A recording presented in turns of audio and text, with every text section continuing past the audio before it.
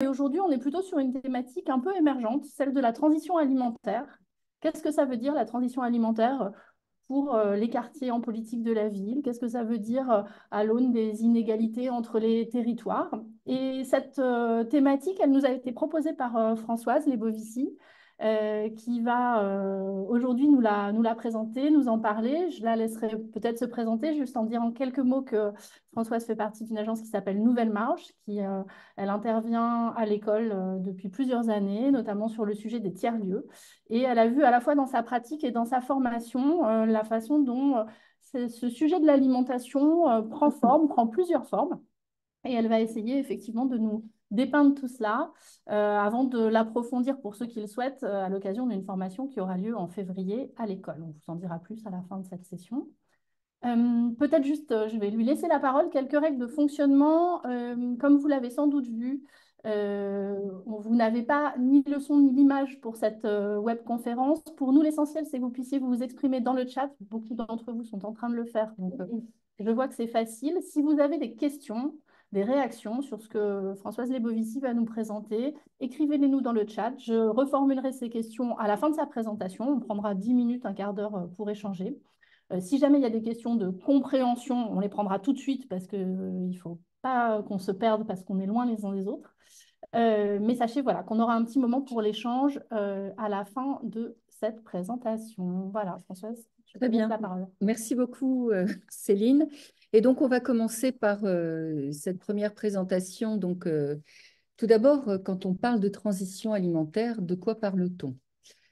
En fait, la transition alimentaire, c'est un processus. Alors, je ne vais pas m'étendre sur des définitions à n'en plus finir, mais c'est un processus par lequel une société va modifier sa manière de produire et puis de consommer ses aliments.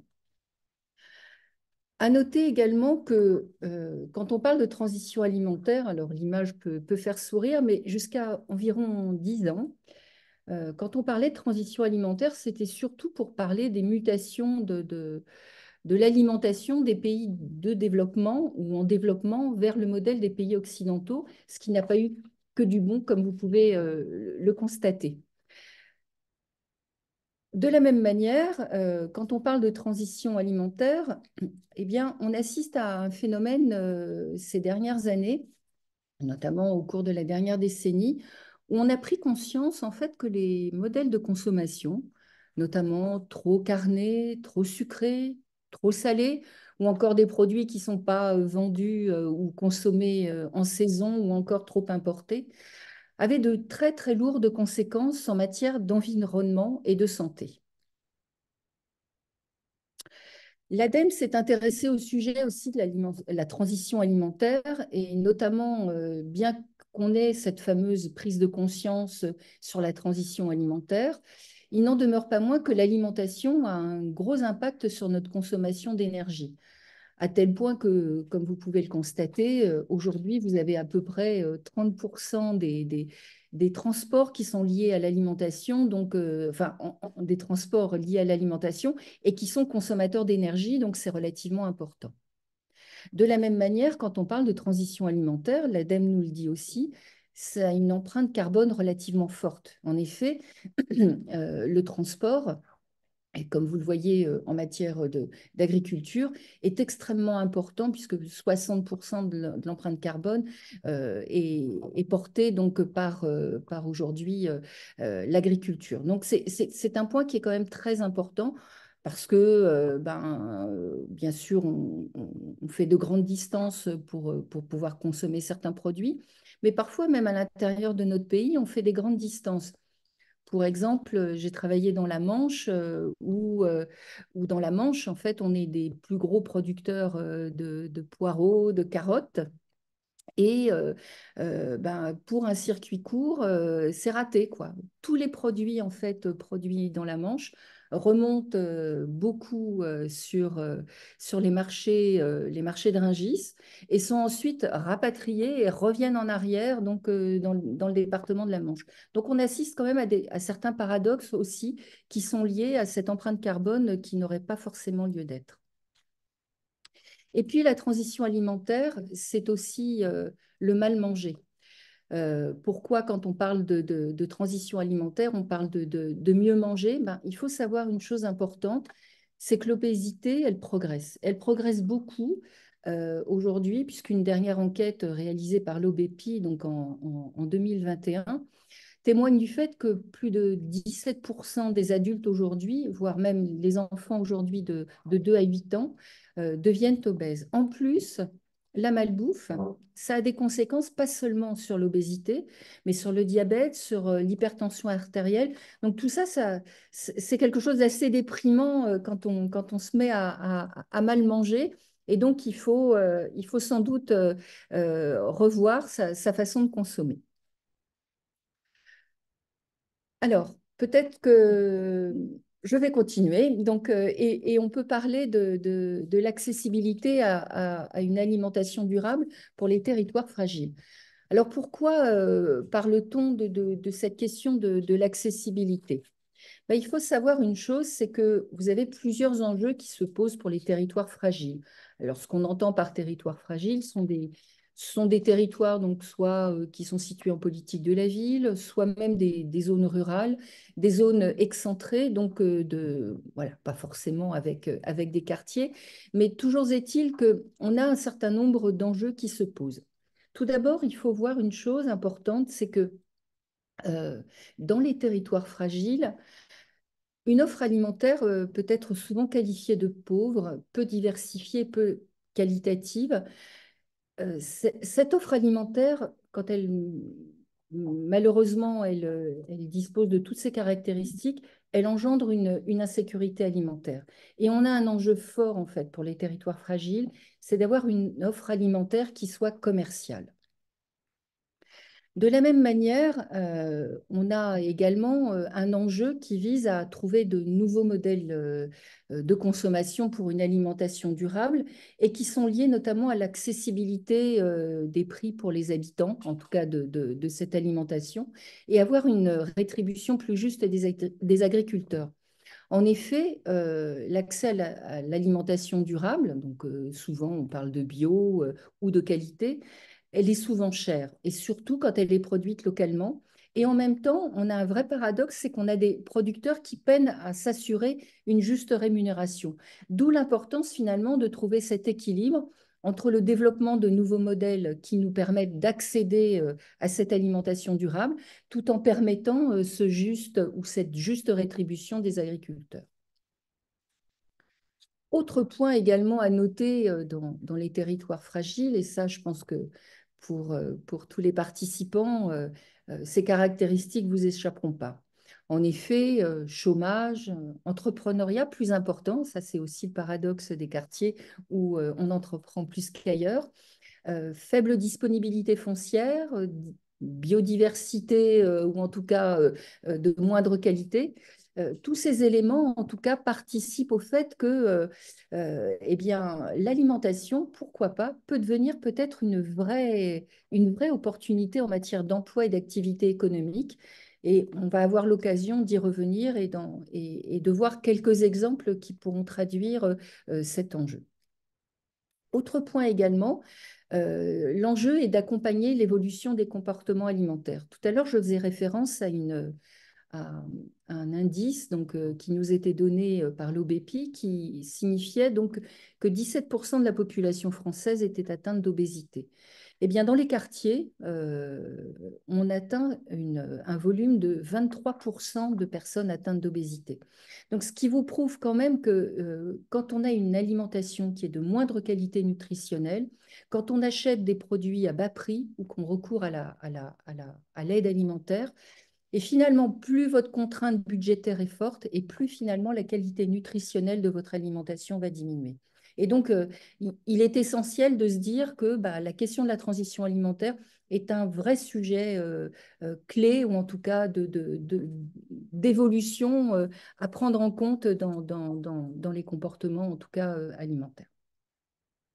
Et puis, dernier point aussi qui nous semble important d'indiquer, C'est que l'alimentation n'est pas une compétence partagée ni une compétence réservée. Alors, de temps à autre, vous allez avoir des collectivités qui vont s'intéresser à la cantine, hein. Forcément, la cantine scolaire relève de la compétence d'une ville ou encore d'une communauté d'agglomération. Mais ce qu'on voit aussi, c'est que beaucoup de collectivités agissent ou de groupements agissent un peu dans leur coin et partagent assez peu sur le sujet de l'alimentation. Or, on a des moyens aujourd'hui qui existent et qui nous permettraient de fédérer les acteurs et justement de pouvoir articuler les échelles et les compétences. Que tu nous montres, Françoise, c'est que ce sujet, il soulève beaucoup d'enjeux et certains sont très structurels, la répartition des compétences entre les collectivités, et d'autres sont presque intimes parce que changer la façon dont on s'alimente, c'est un choix individuel. Et moi, je me demande qu'est-ce qui peut nous mettre en mouvement, en fait, par rapport à ça. Est-ce que, au-delà d'initiatives personnelles, individuelles ou entrepreneuriales, est-ce qu'il y a un cadre qui nous incite à faire? Effectivement, alors c'est assez intéressant d'en parler, c'est qu'on a un cadre national qui est beaucoup plus engageant aujourd'hui. Tout d'abord, on a une nouvelle donne à travers une loi assez récente qui date de 2014 et qui encourage en fait la mise en place de projets alimentaires territoriaux. C'est la loi d'avenir pour l'agriculture et l'alimentation et la forêt. En effet, depuis 2014, et ça continue à progresser, s'est mis en place en fait un mouvement à l'échelle des territoires qui s'appelle le projet alimentaire territorial, donc le PAT dont on entend beaucoup parler, et qui vise en fait à fédérer un certain nombre d'acteurs autour des préoccupations de l'alimentation, de la consommation, et qui est fortement intéressant en tout cas pour encourager la prise d'initiative. À cet effet, on va avoir autour de la table peut-être des agriculteurs quand cela est possible, on va avoir des acteurs de l'économie sociale et solidaire, on va avoir des organismes, pourquoi pas, de recherche, des services de l'État, etc., de la société civile, des entreprises, qui peuvent partager un certain nombre de constats. Alors cela se fait souvent à la faveur en fait et sur la base d'un diagnostic alimentaire, hein, où on va regarder où sont produits, où sont achetées les denrées alimentaires qui vont servir à la cantine. Est-ce qu'on ne peut pas mettre en place des nouvelles pratiques, notamment pour la valorisation des déchets, enfin, tout alimentaire, hein, j'entends. Mhm. Tous ces éléments-là participent en tout cas à la confection, à la réalisation d'un projet alimentaire territorial qui va donner un cadre stratégique, en tout cas pour les territoires, pour mieux travailler, en tout cas, une façon de mieux manger, de mieux s'alimenter dans les territoires. C'est vrai que j'ai vu assez peu aujourd'hui de projets alimentaires territoriaux, en tout cas, s'intéresser spécifiquement à une question de quartier. L'échelle est souvent de collectivités partagées, hein. On parle d'agglomération. En Île-de-France, ça va être des EPT qui vont réfléchir à leur projet alimentaire territorial. Mais c'est vrai qu'un focus quartier pourrait avoir beaucoup de sens et pourrait être assez intéressant. Au-delà du projet alimentaire territorial, on a autre chose qui s'appelle la loi Egalim. En fait, la loi Egalim, c'est une loi qui est issue des États généraux de l'alimentation et qui a donné un certain nombre de directives qui sont tout à fait intéressantes. Alors, il y a loi Egalim 1, 2, 3, mais je vous passe sur ces détails, en tout cas de numéros. Toujours est-il que l'objectif, en tout cas de la loi Egalim, et de vous permettre d'avoir tout d'abord une meilleure rémunération des agriculteurs, donc ce dont je parlais tout à l'heure, d'avoir une meilleure qualité de produit et puis de pouvoir consommer de manière plus saine et sans doute beaucoup plus durable. Ce qu'il faut retenir, c'est que depuis le mois de janvier 2022, en matière de restauration collective, vous avez des nouvelles obligations, en tout cas, ou un fort encouragement qui est posé pour les collectivités qui vont gérer notamment des cantines scolaires, voire même des établissements qui vont accueillir des personnes âgées. Il faut savoir donc que dans le cadre de cette loi Egalim, vous avez l'obligation de préparer des repas qui vont comporter au moins 20% de produits bio. Alors bien sûr, il faut tendre vers cet objectif. Et bien sûr, et en parallèle, donc avoir 50% de produits de qualité. Alors par produits de qualité, il faut entendre des produits label rouge, de haute qualité environnementale ou d'appellation contrôlée, mais ça vous met quand même la barre Mm. relativement haut en termes d'objectifs. Alors, il y a, enfin, les cantines scolaires sont amenées à compléter d'ailleurs à l'échelle du ministère de l'Agriculture sur un site internet qui s'appelle MyCantine, comment aujourd'hui ben, ils mettent en Ok. place un certain nombre d'actions sur le bio, voilà, quelle quantité ils commandent, qu'est-ce qu'ils produisent, comment ils valorisent les déchets, etc. Donc, il y a tout un mouvement qui participe en tout cas à faire en sorte qu'on mange mieux. Et puis, bien sûr, cette loi Egalim privilégie aussi le stop au gaspillage alimentaire, c'est-à-dire que demain, voilà, on ne consomme plus, on n'utilise plus de plastique. La loi Egalim aussi a participé à la mise en place du Nutri-Score. Alors, même si on, voilà, on tarde un peu à le mettre en place, voilà, en tout cas, cette participation est assez intéressante. Et puis aussi, c'est l'introduction enfin du menu végétarien qui doit être proposé au moins une fois par semaine. Donc, c'est un peu la révolution dans les cantines scolaires. Donc, ça, c'est un point qui participe Mm. aussi à cette transformation. Voilà. Oui, il y a une dynamique territoriale. Exactement, exactement. Et donc, les collectivités, en tout cas, sont appelées à se saisir d'un tel mouvement pour un peu faire la révolution chez Ouais, elles c'est sûr. aussi. Et c'est vrai que ces lois, elles couvrent tellement d'enjeux, des enjeux de santé, des enjeux de transformation de filières économiques, l'agriculture que quelqu'un mentionne dans le chat. Par où on commence en fait? Ah. Parce que quel est le meilleur levier pour enclencher ces dynamiques? Alors, pour enclencher ces dynamiques, on peut prendre la traduction un petit peu opérationnelle d'un tel projet.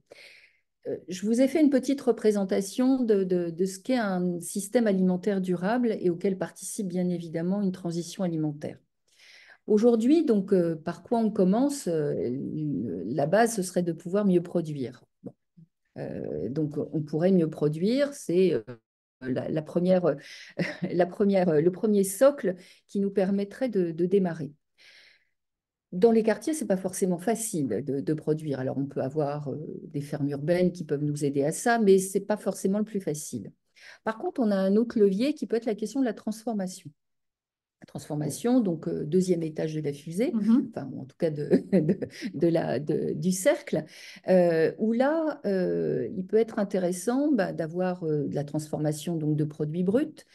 C'est souvent ce qu'on appelle des légumeries. Je vais avoir l'occasion d'en reparler, où là, on va transformer des légumes bruts pour la cantine en les épluchant, en les taillant, etc.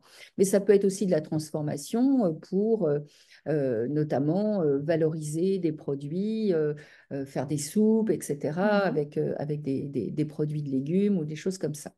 On a un troisième étage aussi dans ce cercle, en tout cas, c'est la distribution et la vente.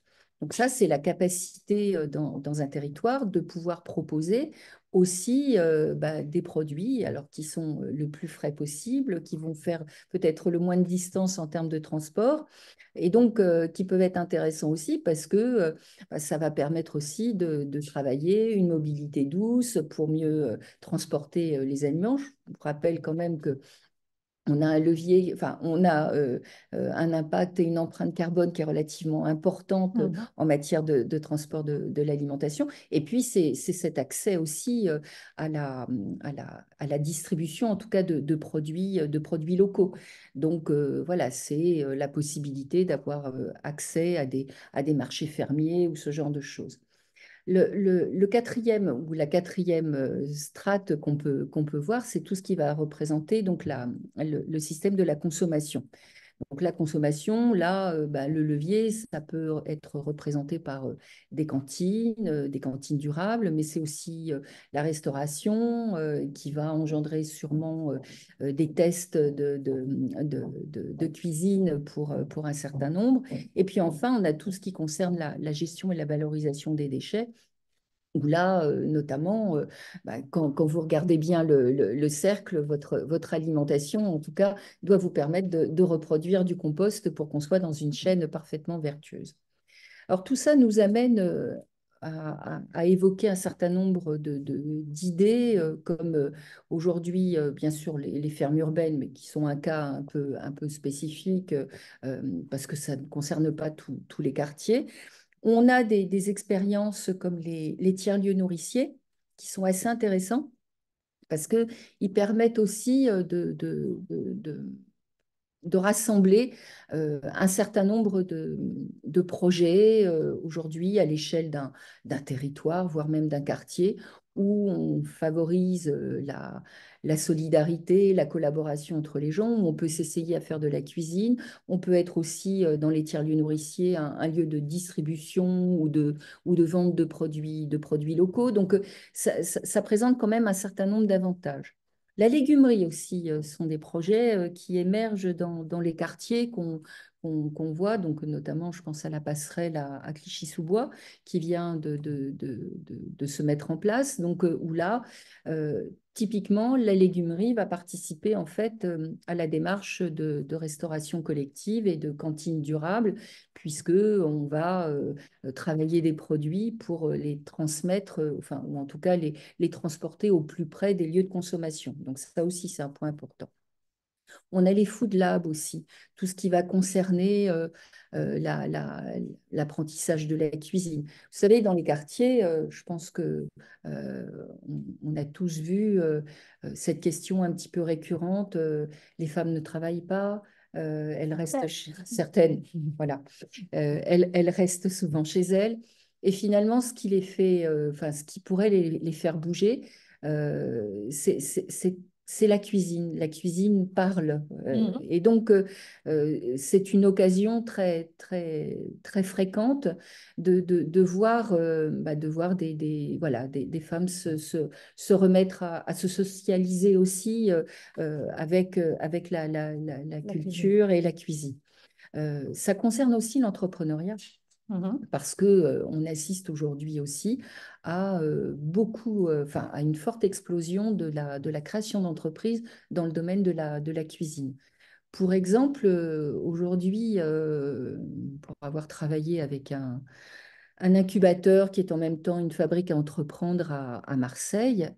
Il faut savoir que le Food Lab, enfin, qui s'appelle le Food Cub, qui a été installé par le carburateur à Marseille, il doit concentrer à peu près dans l'accueil de ses publics près de 35 à 40% de personnes qui vont créer une entreprise dans le domaine D'accord. alimentaire. C'est relativement intéressant.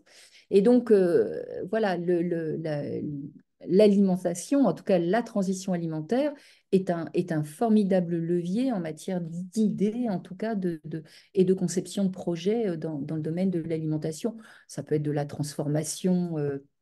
Bien sûr, faire des piments, enfin Mhm. tout un tas de choses, mais ça peut être apprendre à cuisiner. La livraison de repas, tout à l'heure j'y faisais référence, c'est un point important. Aujourd'hui, on a de la mobilité douce, enfin voilà, des Mhm. vélos électriques, des vélos cargo qui aujourd'hui commencent à prendre le pas. Même les livraisons aujourd'hui sont un point important. Bien sûr. Alors, livrer des repas, mais livrer des marchandises aussi. Donc, et ben, autour de ça, voilà, on est dans cette boucle vertueuse du système alimentaire durable. Et puis, on a la cantine durable. Alors ça, c'est des projets qui sont assez intéressants. Je vais prendre un exemple récent sur lequel je travaille aujourd'hui, qui est une ville qui s'appelle Épinal. Épinal, donc, n'est pas qu'une image.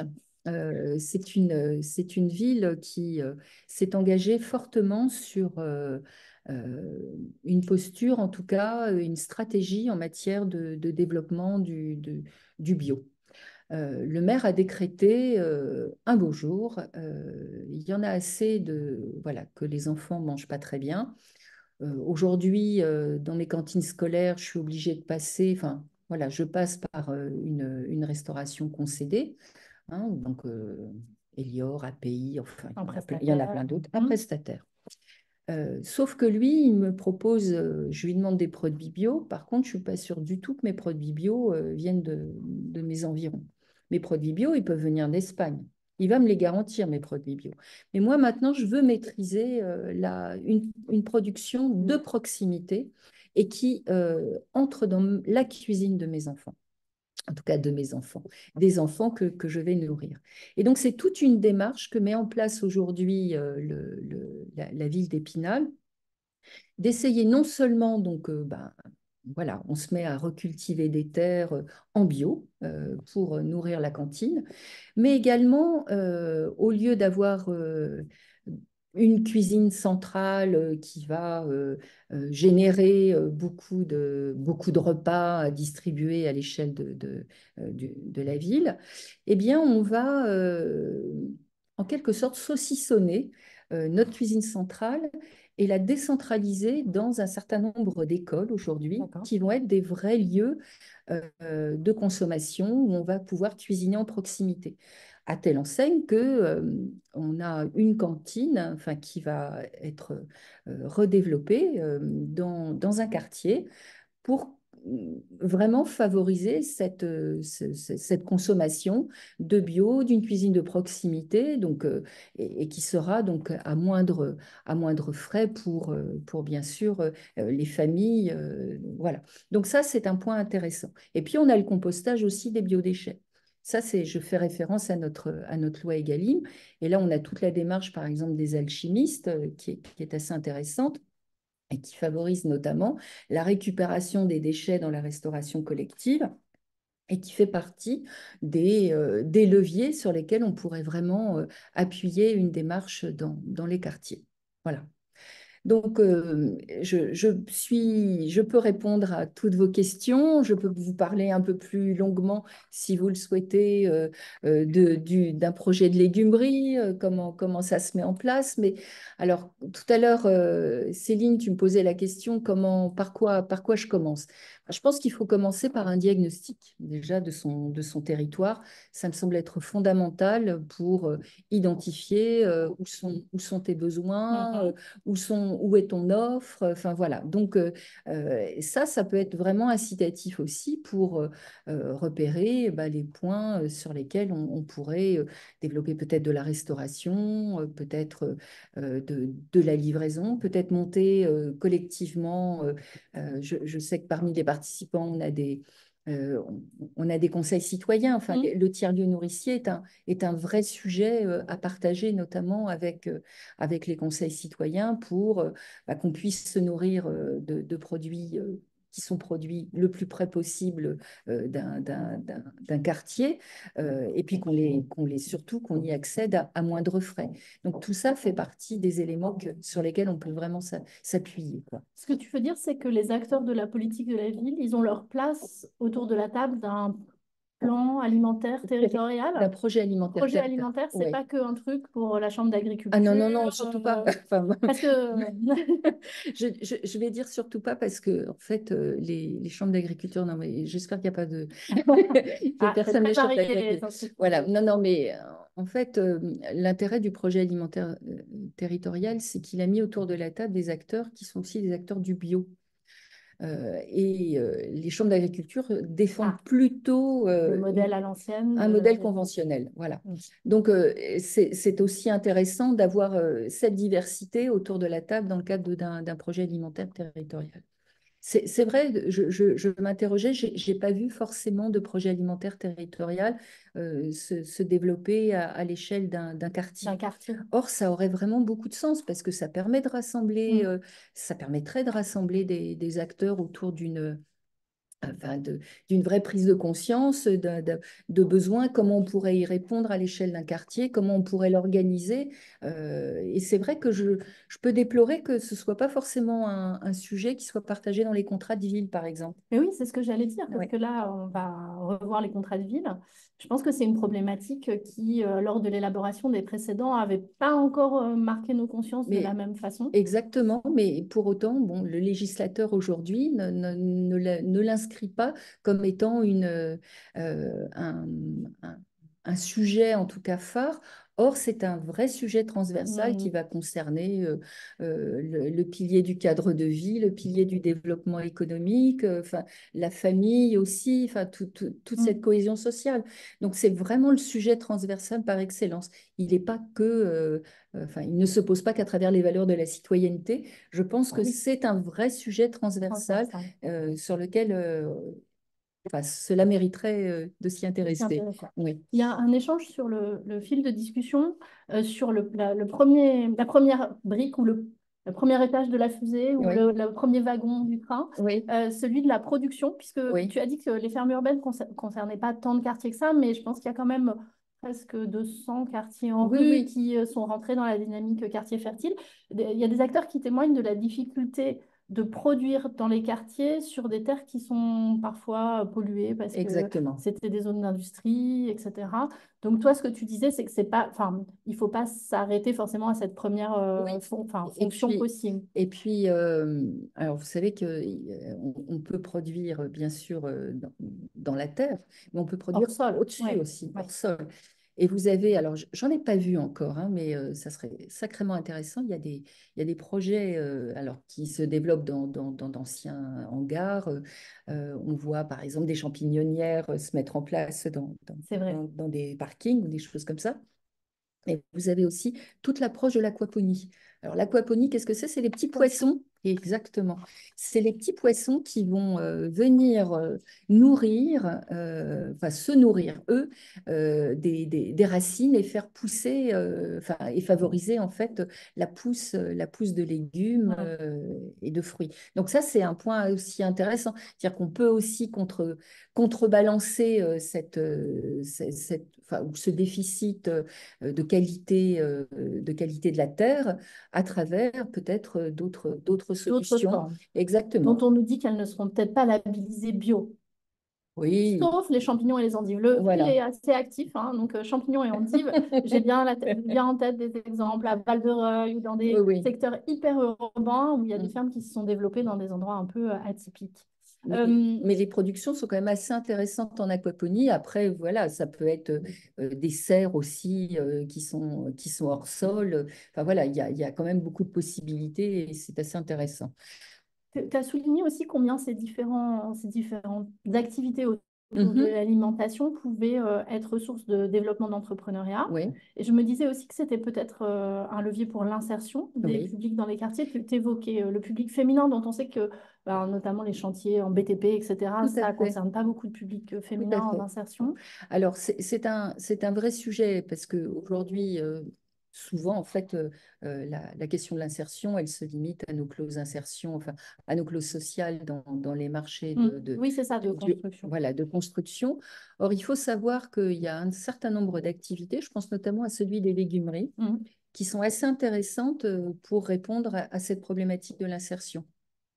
Alors pourquoi? Parce que bah, très souvent le modèle économique des légumeries est assez tendu financièrement et c'est vrai que le recours à l'insertion est un moyen de rendre les projets ben, plus économiquement, en tout Mm. cas, viables.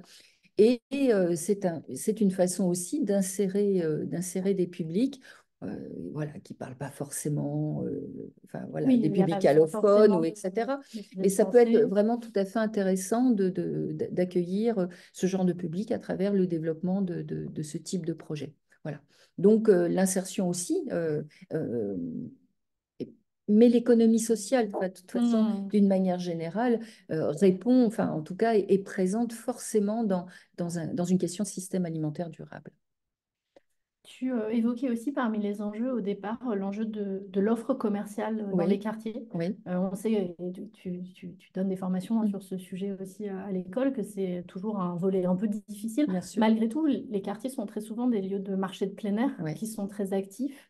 Est-ce que là, il y a des liens à trouver? Est-ce que tu as vu des exemples de ce type? Forcément, bah parce que, alors, au-delà des vendeurs un peu exotiques qu'on peut voir, il y a quand même quelques producteurs qui aussi aujourd'hui proposent leurs produits. Il y a une valorisation aussi qui est assez intéressante où enfin, j'ai vu ça, de valorisation, par exemple, d'épluchures de légumes qui D'accord. permettent de Oui, produire des là, on est dans le repas recyclage. exactement dans le recyclage, mais qui sont proposés aussi sur les marchés. Voilà, D'accord. on peut travailler des nouvelles expérimentations comme ça.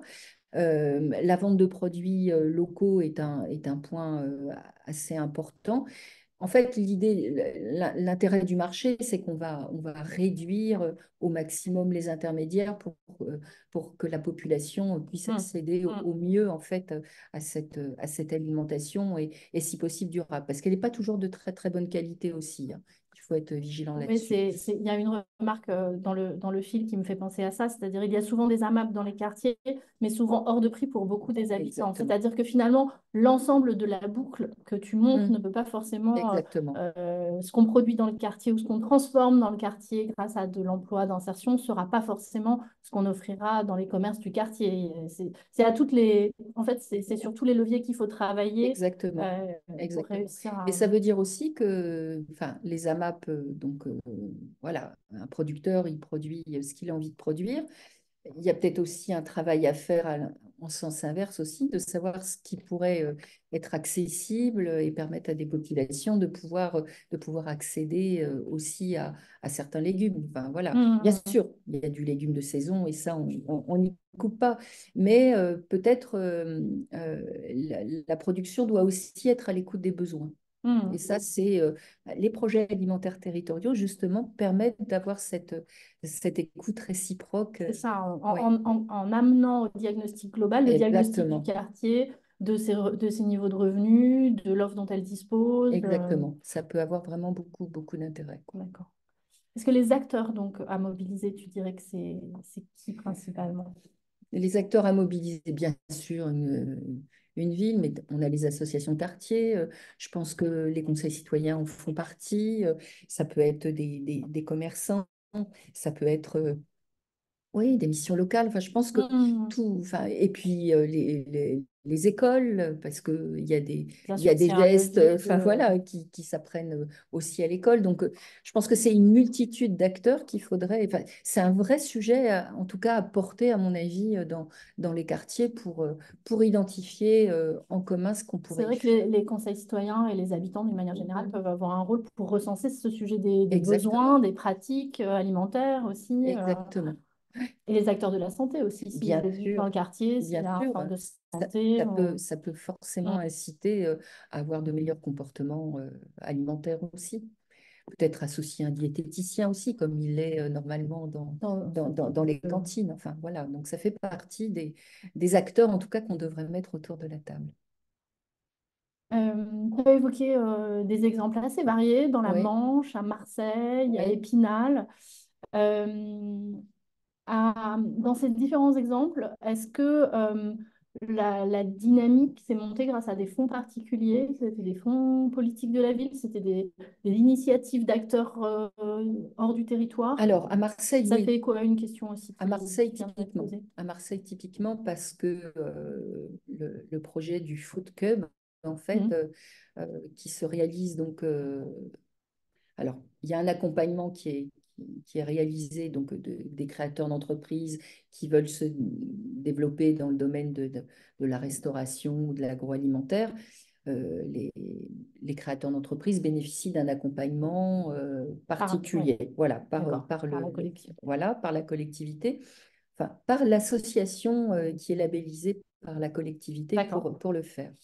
Mais cette association, elle a pris contact aussi avec les docks de Marseille, donc qui sont gérés pour notamment implanter dans les docks de Marseille donc, qui est un Mm. lieu de galerie de commerce, pour y implanter donc des personnes qui vont commencer à s'essayer à la cuisine. Donc Mm. voilà, là on a bénéficié de fléchage, de financement public. Après, quand on va mettre en place une légumerie, alors ça peut concerner bien sûr une ville hein, qui peut prendre à sa charge ce projet. Moi, j'inciterais beaucoup à réfléchir à un mode un peu semi-public, semi-privé pour monter ce type de projet. Par exemple, une légumerie portée par une collectivité, oui, pourquoi pas. Mais voilà, si je vais envie de faire évoluer et travailler un partage du projet, notamment une forme de SIC peut avoir, enfin de Mm. SKIC, hein, donc c'est Société. d'intérêt collectif, voilà, peut avoir beaucoup à voir dans le développement de ce type de projet parce que on met autour de la table plusieurs et différents acteurs Mm. qui ont des stratégies à partager sur le sujet de la transition alimentaire. Donc, c'est un bon moyen, c'est un bon vecteur pour développer ce type de projet. Après, par quoi, enfin voilà, les départements, les Les régions, régions, peut-être, ouais, bien sûr, font partie des acteurs qui qui pourraient vont. financer Tout à à fait. différents. Comme on voit que ça couvre la santé, Oui, on peut, ce que tu évoquais aussi oui, sur le partage des compétences. bien sûr. Les départements peuvent être concernés au titre de la santé, les régions au titre du Oui. développement économique. Et les départements peuvent être aussi concernés parce que ils vont s'occuper des collèges, ils vont s'occuper de la restauration des collèges, les lycées vont s'occuper de la Les restauration régions des des. lycées. Voilà. Donc, il y a aussi cette notion d'échelle aussi de compétences à laquelle je faisais référence tout à l'heure et qui est importante aussi pour mettre les acteurs autour de la table. Alors, il ne faut pas oublier un acteur qui est très important dans le soutien de l'alimentation durable, c'est la Banque des territoires, la Caisse des dépôts. Mhm.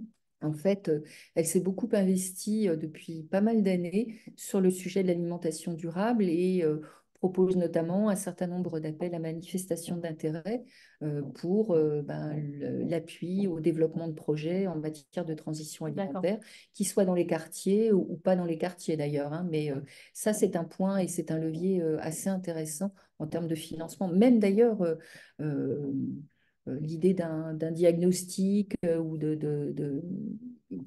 pour monter un projet pourrait parfaitement, à mon avis, être voilà, une possibilité d'être financé Hmm.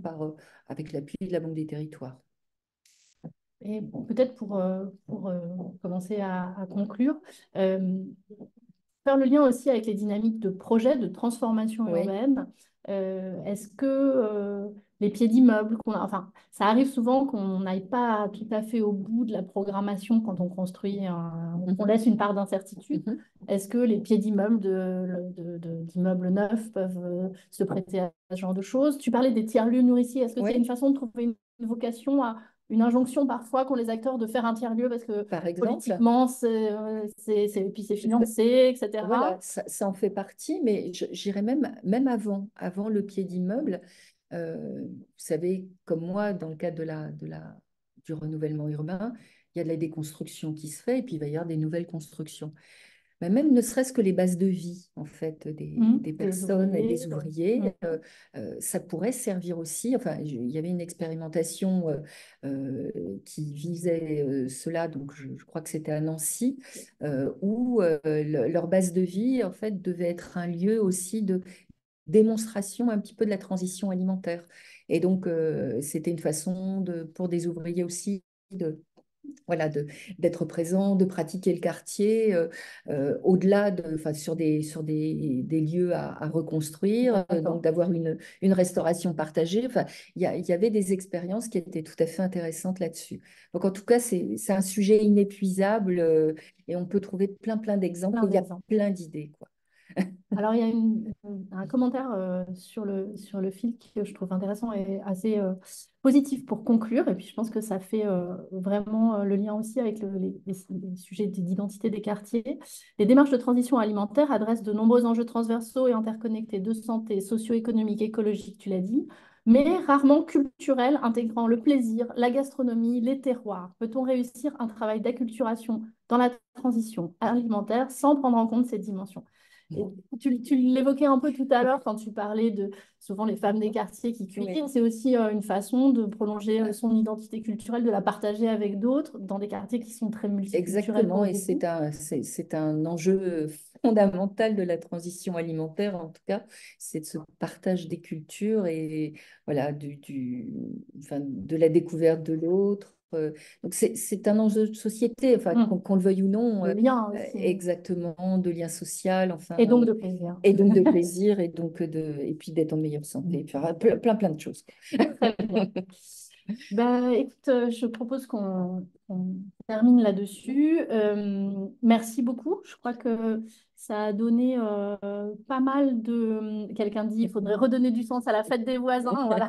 Par exemple, tout Euh, à fait. je crois que tu nous as montré combien, à travers ce sujet qui Mhm. peut être foisonnant, il y a pas mal de leviers Tout à fait. d'innovation sociale, Oui, urbaine, environnementale. Et finalement, on est encore dans une phase exploratoire bien aussi sur sûr. ces sujets-là. Alors, tu as donné envie à certains d'en savoir plus sur les tiers-lieux nourriciers. Vous êtes beaucoup aussi à nous demander le support de présentation. Je voulais vous dire que tous ces sujets seront approfondis à l'occasion d'une formation qui aura lieu à l'école les 5 et 6 février prochains, Mm. qui sera donnée par Françoise Lebovici. Donc, n'hésitez pas, si vous le souhaitez, à nous contacter pour avoir plus d'informations sur des inscriptions. La conférence en elle-même, elle sera en replay sur notre site comme toutes les autres.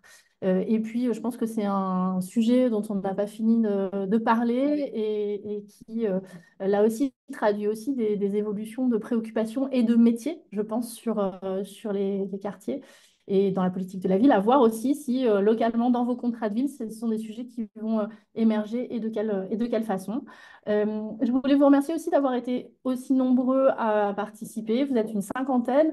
On est aussi très content à l'école de la diversité des profils des participants à cette conférence, puisque il y avait des collectivités, des bailleurs, je vous le dis qu'à la fin, des collectivités, des bailleurs, des agents de l'État, des acteurs de la politique de la ville, des acteurs de la santé et de l'alimentation. Donc, si pour certains, c'est l'occasion de nous découvrir, eh ben, on est enchantés. Et on va bientôt vous proposer de nouvelles programmations pour cette conférence en 2024.